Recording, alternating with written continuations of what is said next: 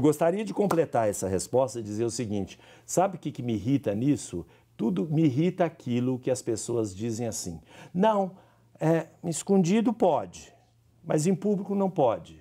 Gente, pelo amor de Deus, não é assim que as coisas funcionam. Eu não posso chegar e concordar com uma coisa dessa. Eu também bebo vinho, champanhe, de vez em quando com amigos que tomam cerveja, eu bebo cerveja. Por que eu vou falar que eu não posso beber? Vou deixar... Não me fez mal, nunca me fez mal, porque eu sei a hora de parar. Ah, mas tem alguém que não sabe. Mas isso não é outra questão. Não tem nada a ver, essa pessoa precisa ser educada. Ao contrário, eu acho que precisa demonstrar a possibilidade da bebida, qualquer que seja ela, por pessoas normais.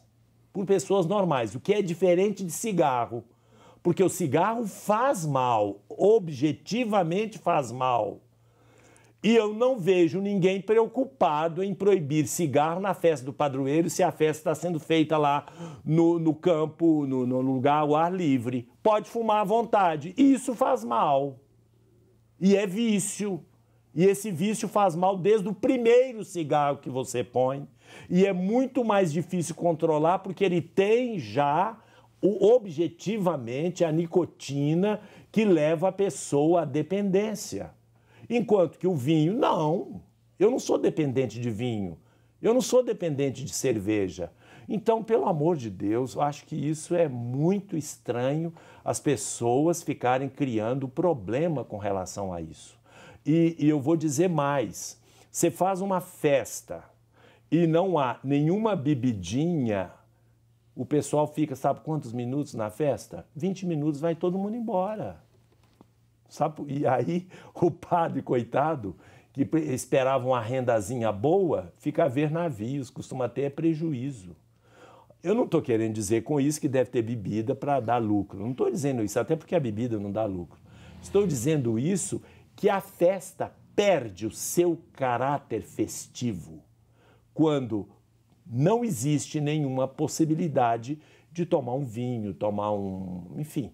Eu faço, quer dizer que eu vou ter que parar de fazer, mas não vou mesmo. Dia 31 de dezembro, na minha igreja, né? Você sabe, né? Ele mesmo ajudou. Nós temos uma missa solene de passagem de ano, com Te-Deum, bênção do Santíssimo. A igreja lá é grande, hein? 1000 pessoas. A igreja fica lotada. Aí a gente vai depois da igreja lá para fora, brindamos o ano novo com uma não é champanhe porque não é francesa, com um espumante maravilhoso. Eu sei que algumas senhoras... As senhorinhas são as que mais gostam. Né? Elas gostam muito. Elas não tomam só uma taça, né? Tomam um pouco mais, mas ficam mais alegres. Né? Estão compartilhando aquela noite ali, ao invés de ficar sozinha no apartamento. É algo maravilhoso. Jamais vou parar de fazer isso. Muito bom. Pode fazer uma pergunta aqui, padre? Pode, claro. Descontrair um pouco. É uma pergunta aqui de Luzia Gurgel, minha querida mãe está lá em Ponte-Nova assistindo o programa. Um abraço para ela e para todos os pontinovenses. E ela faz uma pergunta assim, até um pouco delicada, né? De um assunto até um pouco delicado, mas ela diz o seguinte: bom dia, irmãos em Cristo. Bom dia, Padre Cândido, meu filho Guilherme e todos da TV. A minha pergunta de hoje é: eu e meu esposo estamos fazendo oficina de oração e o tema dessa semana é amar o próximo como a ti mesmo. Como deve ser a nossa postura diante de alguém que nos fez muito mal, alguém que nos tirou o nosso bem maior? Abraço e quer participar do sorteio dos brindes de hoje também. Olha, para começar, o amar ao próximo como a si mesmo nem é muito próprio de Jesus, não. Jesus simplesmente citou uma lei antiga. Amar o próximo como a si mesmo significa aquilo que eu gostaria que me fizessem, eu farei ao outro. Aquilo que eu gostaria que não me fizessem, eu não faço ao outro. É uma norma básica. Essa norma é uma regra. Ou seja, se alguém me fez alguma coisa de que eu não gosto, mas no caso é o que eu não gosto grave, né? É uma coisa séria. Eu não vou fazer a mesma coisa com a outra pessoa. Para aí. Que no caso seria também um sentido de vingança, né? É eliminar a vingança. Uhum. Se eu não gostei que me fizeram isso, principalmente se é uma coisa muito grave, matou alguém que era meu relacionamento, assim, então eu não vou fazer isso porque eu sei a dor que eu tive por causa daquilo. Então eu não vou fazer isso com ninguém. Então é uma norma básica, não é propriamente. O problema é que Jesus é mais exigente. Jesus, além de falar para você não fazer aquilo que você não gosta com a outra pessoa, Jesus diz para perdoar. E isso não é natural, não é humano. Porque o fato de você não fazer não significa que você fique magoado, que você não perdoe, que você não queira ver aquela pessoa. Nós todos somos assim. Agora, quando Jesus diz que a gente deve perdoar, aí ele foi acima da natureza. Você deve lembrar, lógico, que nós assistimos juntos aquele filme A Cabana, que retrata justamente isso, né? Exatamente, a dificuldade do perdão. Exatamente. Só que tem uma coisa assim que a gente deve destacar também, que perdoar uma pessoa não quer dizer que você vai virar amigo dela, que você vai ter intimidade com ela, né? Não significa isso. O perdão é simplesmente, eu acho que assim, o perdão deve fazer mais bem assim para aquela pessoa que está perdoando do que necessariamente para aquela que está sendo perdoada. E o perdão, ele é um ato da vontade, da razão. Ele não é o ato da emoção. Porque você pode perdoar e a emoção, a raiva, o ressentimento, o rancor perdurando no seu coração, mas você não quer. O ato de perdão significa um ato da vontade. E aí, qual é a vantagem? A vantagem é que se você tomou essa decisão, é mais fácil, com o tempo, você erradicar o sentimento negativo que você guarda. Porque se você não toma essa decisão, eu quero perdoar essa pessoa, você vai cultivando, alimentando aquele sentimento negativo em você mesmo. E aí você se prejudica mesmo também. Tá? Posso fazer mais uma pergunta? Deve.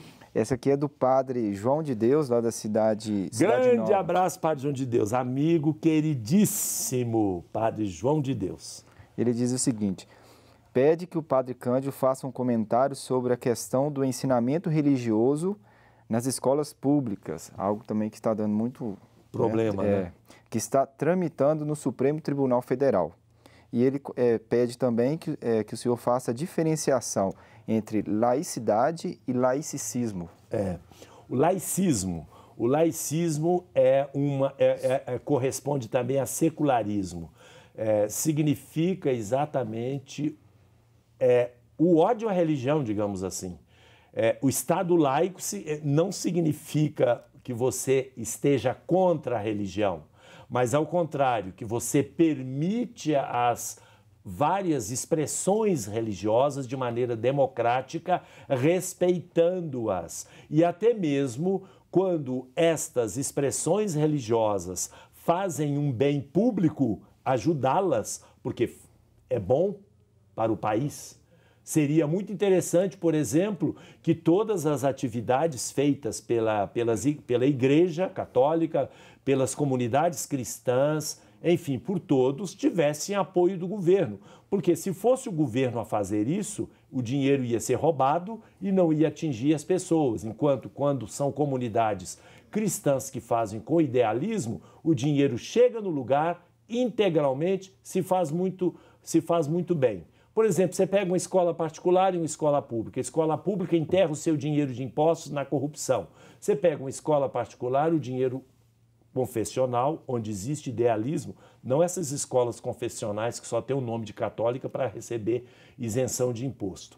Mas eu me refiro à escola realmente, e existem, que tem este trabalho.